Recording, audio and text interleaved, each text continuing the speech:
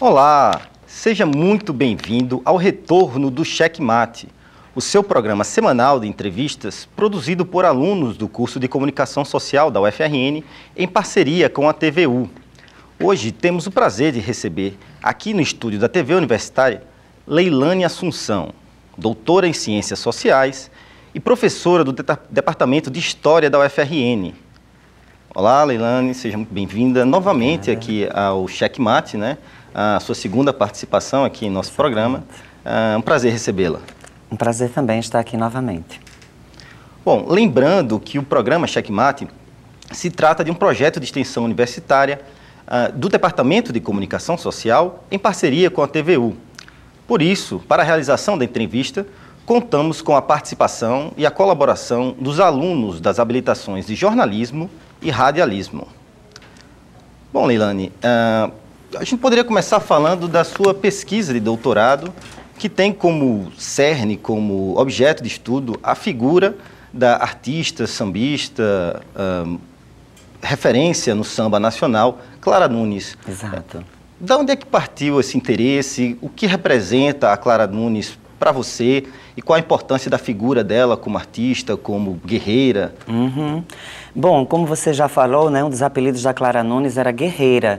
A sua produção artística, ela se encontra num período muito importante da história do Brasil, e quando a gente pensa no momento que a gente vive hoje, né, um momento de nostalgia de um regime autoritário que ela ajudou a derrubar, a ditadura militar que perdurou no Brasil nos anos 70, final dos anos 60 e durante toda a década de 70, o tipo de arte que Clara Nunes produziu era uma arte crítica da ditadura, uma arte engajada. E essa arte, ela também tinha como objetivo produzir inclusão social de grupos considerados marginalizados. É importante lembrar que o samba, por exemplo, naquele momento não era considerado uma música hegemônica dentro da cultura brasileira. Ela era uma música ainda marginalizada, era uma música considerada de favela, né? Uma música considerada periférica no cenário artístico brasileiro. Então é graças a lutas de artistas como Clara Nunes, Martinho da Vila, Bete Carvalho, Paulinho da Viola, né? Artistas como esses que conseguiram transformar o samba numa música de identidade brasileira, numa música considerada um símbolo nacional e também uma música de engajamento, né, de resistência cultural, que naquele momento as rádios brasileiras elas eram monopolizadas pela música americana, né, pelo imperialismo cultural americano, porque toda a hegemonia política e econômica é precedida e sucedida também por uma hegemonia cultural, né? Então era nesse sentido que esses artistas eles eram praticamente uma espécie de guerrilha cultural. A crítica da ditadura se efetuava e também se efetuava uma apologia das origens afro-brasileiras. E num país que tem uma história escravocrata, que tem uma história de desigualdade, de racismo tão grande como é a história do Brasil, fazer um elogio das origens afro-brasileiras de maneira tão efetiva, de maneira tão bonita como era feita na obra de Clara Nunes, foi uma das coisas que realmente mais me chamou a atenção. Além também do fato de ser uma mulher, né? Uma mulher que abriu caminho, uma mulher que vem de baixo, uma mulher que tem uma história, uma ex-operária, uma mulher que tem uma história de pobreza e de luta. Então a biografia de Clara Nunes ela é muito bonita e ela serve também de inspiração para nós, pensadores da universidade. Eu acho que os pensadores da academia, eles têm que se engajar mais nas lutas sociais. Então foi nessa perspectiva que eu também, a minha biografia também tem isso, né? Eu sou uma pensadora engajada nas lutas sociais. Vamos aqui à pergunta de um aluno. Olá. Existe um documento datado em 71 do regime militar que mostra que alguns artistas auxiliaram o regime. Dentre eles estão Roberto Carlos, Wilson Simonal e Clara Nunes. O que você acha sobre esse assunto? Então, o que eu acho sobre esse documento está justamente na minha tese, né? Esse documento ele é uma infâmia. Então, o que significava ser colaborador da ditadura do ponto de vista da própria ditadura? Isso é muito importante, né? Então, do ponto de vista da ciência histórica, a gente tem um procedimento que a gente chama de crítica interna e externa ao documento. Um documento, ele não é verdadeiro única e simples exclusivamente pelo fato de seus autores o considerarem verdadeiro, né? Então, é um documento oficial, um documento do Ministério do Exército, mas ele foi produzido com determinados interesses. Qual é o interesse da ditadura em produzir um documento dizendo que determinados artistas são seus partidários? Produzir legitimidade para o regime, né? Então, ou seja, você joga para a sociedade a ideia de que artistas profundamente populares são partidários do regime. Será que são mesmo? Quais são os critérios que definem a adesão ao regime? Estudemos o caso especificamente da Clara Nunes, que foi, né, o meu objeto de estudo. A Clara Nunes, ela resolveu gravar Apesar de Você, de Chico Buarque, no seu álbum de 71. A música tinha acabado de ser composta, o Chico Buarque tinha acabado de gravar a música e ela ainda não tinha sido identificada pelos censores da ditadura.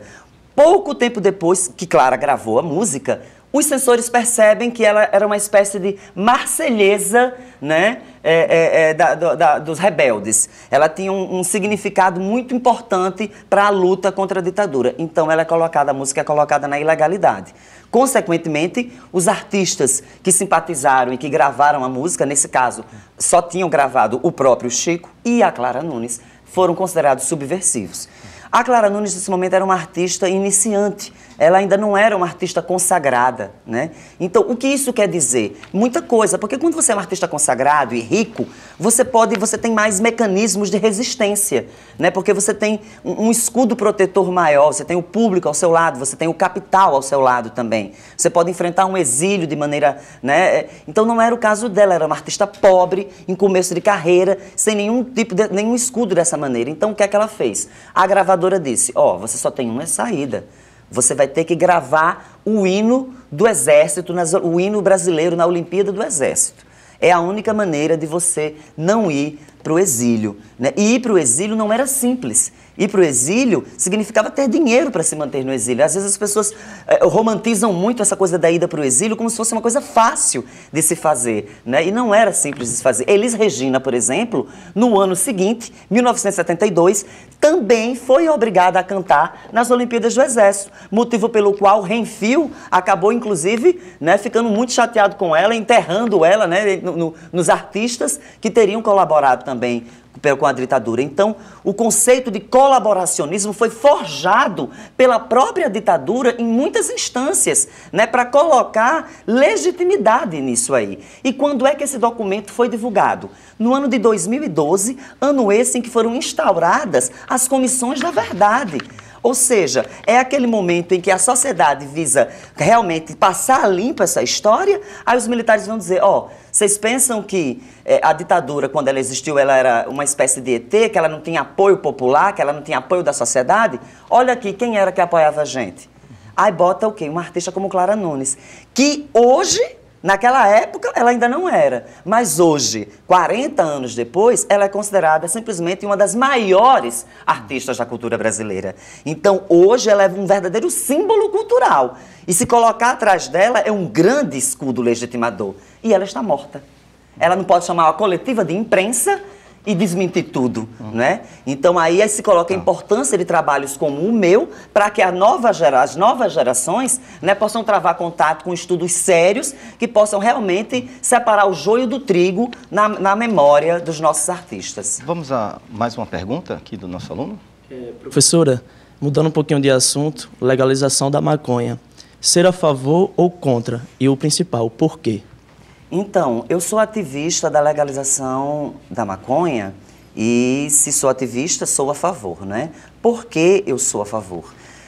Nós organizamos, inclusive, aqui já na UFRN, já há alguns anos, esse ano vamos para a 7ª edição, o 7º ciclo de debates antiproibicionistas. Nós recebemos pensadores do Brasil inteiro e esse ano vamos receber, inclusive, uma de Portugal, que colocamos o debate academicamente no seguinte sentido: a demonstração para a sociedade que o benefício da legalização, ele atinge não só as pessoas que se utilizam dessas substâncias, ele atinge toda a sociedade. Em que sentido? Inúmeros estudos, sejam da área da neurociência, sejam da área da sociologia, sejam da área da enfermagem, serviço social, uma ampla literatura científica transdisciplinar já tem nos mostrado que é muito mais caro, é muito mais oneroso para os cofres públicos continuar investindo na falida, na fracassada política de proibição do que investir em graus variáveis de permissividade.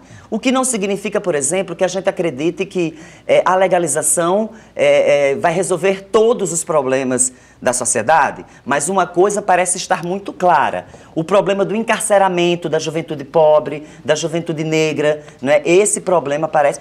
O Brasil, por exemplo, 75% da população carcerária brasileira é composto desse perfil de público. Né? E aí a gente fala da falência do sistema penitenciário. Ele está superlotado com o foco errado. Será que o nosso presidiário não tinha que ser o estuprador? Né? Não tinha que ser o estelionatário?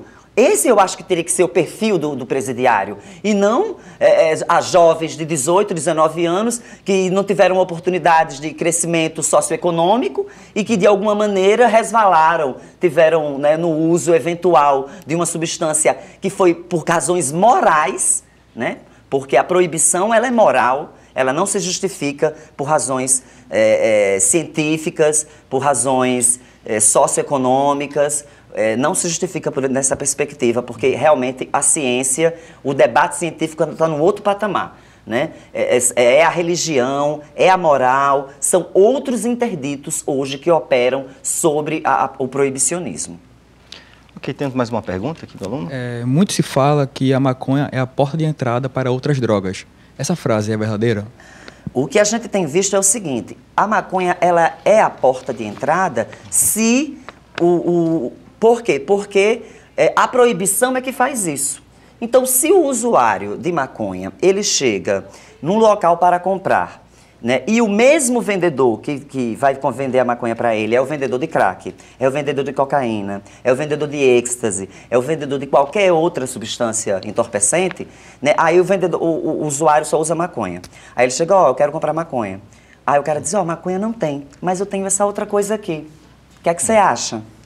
A pessoa: não sei, vai ser legal? Né? Talvez a pessoa não tenha muita experiência, né? Então, a gente costuma dizer que a maconha ela só é porta de entrada para outras drogas nessa circunstância social. Agora, nós temos estudos que, do ponto de vista da neurociência, não comprovam essa tese. Muito pelo contrário. O professor Dartil Xavier da Silveira, da USP de São Paulo, né, ele estava fazendo um estudo pioneiro no Brasil, que ele estava desenvolvendo uma tese contrária. A maconha seria a porta de saída. Né? O estudo dele era com usuários de crack. E aí, simplesmente, o nosso poder judiciário proibiu a pesquisa dele. A ciência foi silenciada em nome da moral. Estavam dizendo que ele estava estimulando o uso de drogas. Né? Qual era o pressuposto da pesquisa dele? Ele estava, né, fornecendo cannabis como